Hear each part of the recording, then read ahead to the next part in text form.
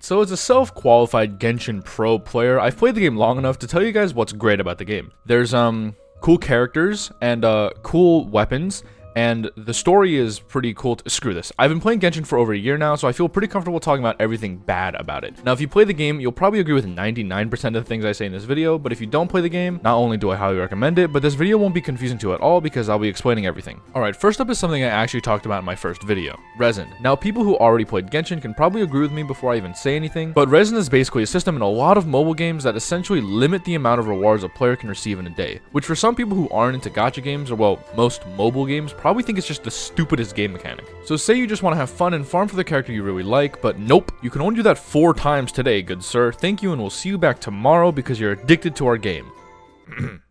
Let me explain this in Paint. Alright, so Resin is capped at 160 and it regenerates 1 every 8 minutes. So if you want to fill up the entire bar, it's going to take 21 hours. Now that's really stupid. If you're just starting out, it probably doesn't matter as much to you, but if you're just an endgame player, you probably understand where I'm going with this. But after you finish all your quests and explore your entire map, all you can really do endgame is farm for your characters and make them stronger. So what you'll do is hop in domains, do it 4 times, get shit artifacts, and then what? I literally have no Resin, so I'm literally forced to wait at least 2.5 hours for me to do anything.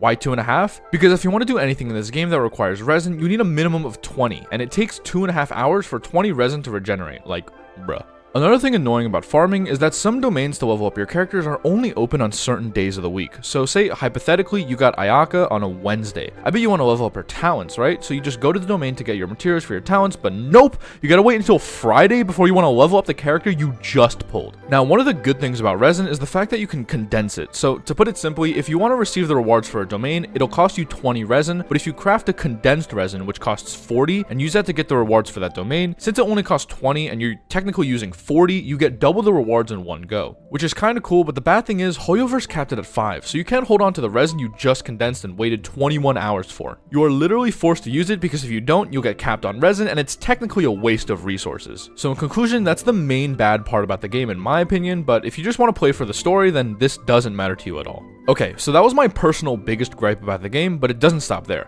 The second thing I hate the most about the game is the wishing system. Now, it's really cool to wish on the 5-star characters you really want, but when you look more into it, it sort of gets more annoying. First off, it costs 160 Primogems per wish, which is sort of a weird number, but regardless, my gripe about this actually isn't mainly the wishing system itself, but instead more about the Primogems you need for the wishes. But before I get into that, there's one thing I don't like about the wishing system. First off is pity. Now, if you aren't familiar with Genshin and some other gacha games, there's a system in place called the pity system. It essentially guarantees you a legendary character or weapon within a certain amount of wishes. So for example, on the character banner, you're guaranteed a 5-star character before 90 pulls, which is a pretty good system put in place because it makes it so people don't need to spend money to get the character they want. On the other side of it, there's something called the 50-50 system, which is the part I dislike. Now, the system itself is fine. It basically guarantees that you'll get the character you want if you happen to get a different one the first time around. So for Ayaka's banner, when I get a 5-star character, it's a 50% chance for it to be Ayaka or a 50% chance for it to be one of 5 other characters. Now, if I don't get Ayaka, then the next time I do get a 5-star character is 100% guaranteed to be her. Now, like I said earlier, the system itself is pretty useful. The thing is, ever since I started the game over a year ago, I've lost every single 50-50 on every character banner. Now, I've lost my 50-50 8 times in a row, and I did the math on that. It's a 1 in 256 chance or a 0.003% chance for that to happen.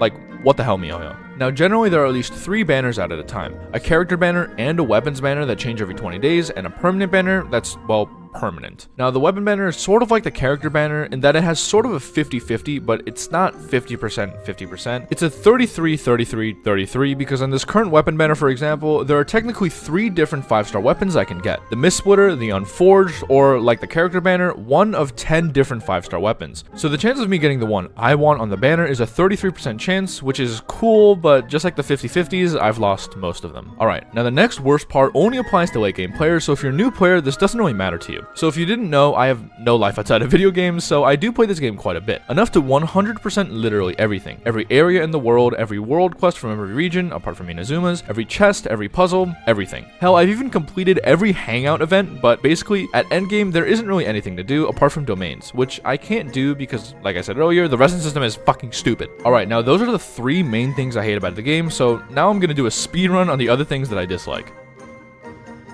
Hangouts are boring as hell. You literally do the same thing over and over again 6 times until you complete it. It takes around an hour or 2 to do one, and you get 60 Primogems. So if you really want to spend 2 to 3 hours for one wish, then be my guest.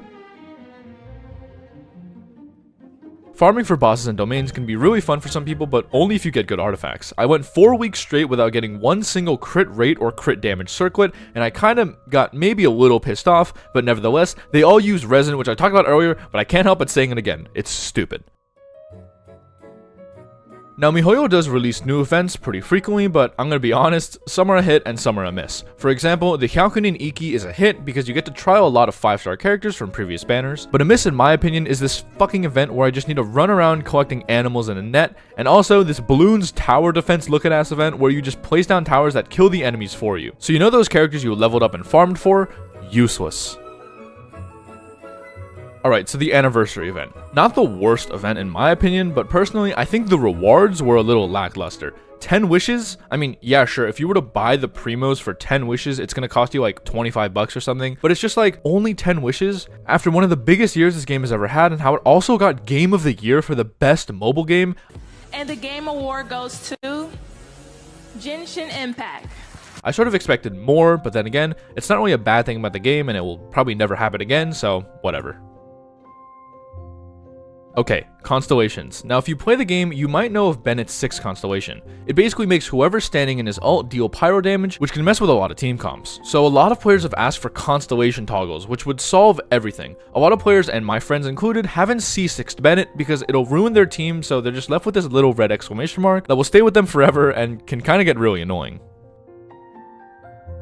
Alright, so skins. Now some characters do have skins, but they're not really good, and also there aren't that many. There are only 4 characters with other skins, which sounds really small. In my opinion, getting more skins for other characters doesn't seem that difficult because they've already showed characters with other skins in the past. Now if you didn't know, Genshin Impact partnered with KFC for some kind of event. Yeah, Kentucky Fried Chicken KFC. But during this event, they've made 2 skins for characters, which in my opinion looked sick. First off, Noelle got this really cute maid outfit with the red accents, and Dio got this really hot, in my opinion, suit and apron sort of deal, which honestly, if they put that in the game, a lot of people would probably buy it. But no matter what skins they put in the game, it doesn't justify the $30 price tag. Okay, so this one's really short. So if you didn't know, there are a lot of sub-areas in every region. Liyue now has the Underground Chasm, which works with the Geo Treasure Compass to find new chests. Inazuma has Enkanomiya, which works with the Electro Treasure Compass, also to find new chests. And Mondstadt has Dragonspine, which doesn't work with the Anemo Treasure Compass, which makes no sense. Now you guys could say that Mondstadt is its own region and Dragonspine is also separate too, but then why is it when I have my daily commission set for Mondstadt, one of them is in Dragonspine? Well anyways, that's the end of the video. If there's anything I forgot or something you also don't like about the game, make sure to comment. I think I got all of them though. Another thing is, don't let whatever I said in this video make you not want to play Genshin. I'm not like sponsored or anything, but it's honestly a really good game with a really good story. And like I said earlier, even though it's a gacha game, you don't need to spend money. Apart from that, thanks for watching. I upload every Saturday, so make sure to sub. I'll also probably be streaming on Twitch soon, so the link's going to be in the description if you want to see when I go live for the first time. As always, thanks for watching, and I'll see you next week.